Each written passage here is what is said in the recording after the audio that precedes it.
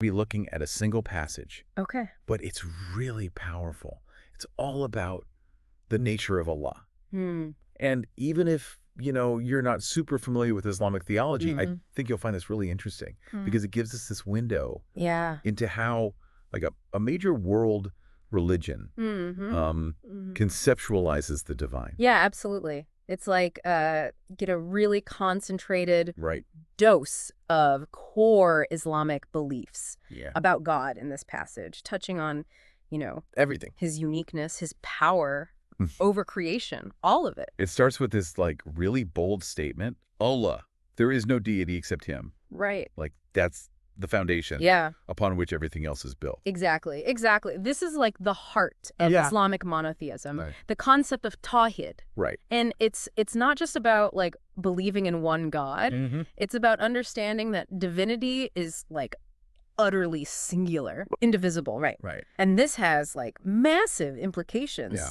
shaping everything Yeah. from, personal devotion to social and legal structures Wow. in Islamic societies. So it's not even just this like theological idea. It like permeates life. Yeah, for sure. And then the passage describes Allah as the ever-living, the sustainer of all existence. Mm-hmm. Those descriptions, like, whoa. Right. They make him sound almost inconceivable Yeah. from a human perspective. Totally. And that's kind of, I think, the point, right? Right. The passage is intentionally kind of pushing us Yeah. beyond human limitations, like ever living. Right. Tells us Allah is outside of time, not bound by beginnings or endings. Right. And sustainer of all existence. I mean, that means everything. Yeah. From the smallest particle to the largest galaxy, like, depends on Allah Wow. for its very being, right? Right. So it's a way of saying, like, compared to Allah, anything we can imagine is just, like, tiny. It really does make you rethink Yeah. your own ideas about the divine, That's doesn't right. it? For sure. And then we get this line, neither drowsiness overtakes him nor sleep. Right. It's almost like a funny image at first, right? Yeah, kind of, yeah. It's like, huh. But then, right. Yeah. It's powerful. It's a powerful way of saying that Allah is utterly different from us. Yes. Humans, we need sleep to function. Yeah. We're limited by our physical bodies and minds. Right. But Allah transcends all of that. And it's not just about sleep, right? Oh, This is right. about any kind of weakness Right. or deficiency. It's like the passage is saying, don't even try to picture Allah Yeah. in human terms because it won't work. Right, exactly. And then it gets even grander. To him belongs whatever is in the heavens and whatever's on the earth. It's like a cosmic declaration Right. of ownership. It is, but it's about, more than just possession. Right. It's about complete, like, sovereignty. In Islamic thought, everything in creation ultimately belongs to Allah. Right. And that means he has absolute authority Wow. over it. Yeah. And, this idea has been debated by scholars for centuries, I bet. especially when it comes to, questions of human free will and predestination. It definitely raises more questions Yeah.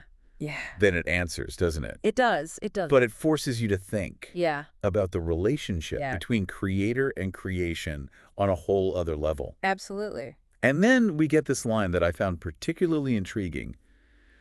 Who is it that can intercede with him except by his permission? Right. Ooh, I like that one. That's a really, really important point. Right. In Islam, only Allah can grant anything, Right. any kind of blessing or forgiveness. Yeah. And any intercession, even from, prophets like Jesus Right. or Muhammad, only happens if Allah allows it. Okay. Right. And this is different from some other religions Yeah. where saints or other figures might have like independent power Right. to intercede. But in Islam, it Yeah. reinforces the idea that all power flows. From Allah. So even those closest to God, Yeah. those who we might consider like Yeah. intermediaries, Yeah. are ultimately subordinate Subordinate. to his will. Exactly. Exactly. And then we get to one of the most mind-blowing Right. concepts in this passage. He knows what is presently before them and what will be after them, and they encompass not a thing of his knowledge except for what he wills. We're talking about total omniscience here, right? Yeah. Or complete knowledge. Exactly. Allah has complete knowledge of Yeah. all things, past, present, future. Wow. And it goes beyond like just knowing facts. Yeah. Like he understands Yeah. the deepest thoughts Right. and motivations of every being, Yeah. and this concept of omniscience can be a challenge. Right. For some people, it raises those questions, about free will and destiny. Yeah. But it can also be a source of like comfort, Right. knowing that Allah is aware Yeah. of everything we go through, Yeah. good and bad. It makes you wonder, though, like, if Allah knows everything, Right. does that limit our choices? Yeah. Or does it simply mean we are playing our roles in a story Yeah. that's already been written? I don't know. Big questions. Yeah. Now, the passage introduces this idea of the Kursi, Right. which I'll admit I wasn't familiar with. Yeah. Can you, shed some light yeah, on that. So the kursi, usually translated as like chair or footstool, okay. is a symbol of Allah's majesty and power. Hmm. And it's often described as like encompassing all of creation. Wow. So vast that, even the heavens and earth are just a small part of it. Right. Now, it's important to remember, like, this isn't a literal chair, right? It's a metaphor for like the unimaginable scale Yeah. of Allah's dominion. So when it says his Kursi extends over the heavens and the earth, and their preservation tires him not, Right. it's again emphasizing this contrast Yeah. between Allah's like limitless power Limitless. and our human limitations. Precisely. Like maintaining the entire universe Right. with all its complexity, Yeah. constant motion is effortless Effortless. for Allah. Like imagine Yeah. the most challenging task you can think of. The thing that, takes all your energy and focus.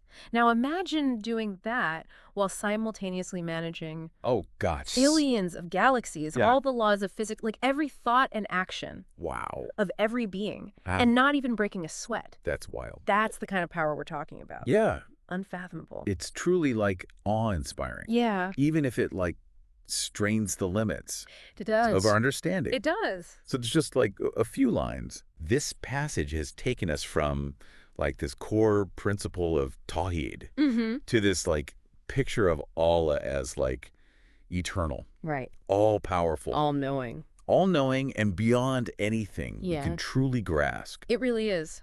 Even if you don't come from like an Islamic background, Yeah. doesn't it make you question like your own conceptions of the divine? It challenges us to think about, Yeah. what attributes we emphasize Yeah. when we think about God, right? Is Yeah. it power? Is it knowledge? Right. Mercy? Justice?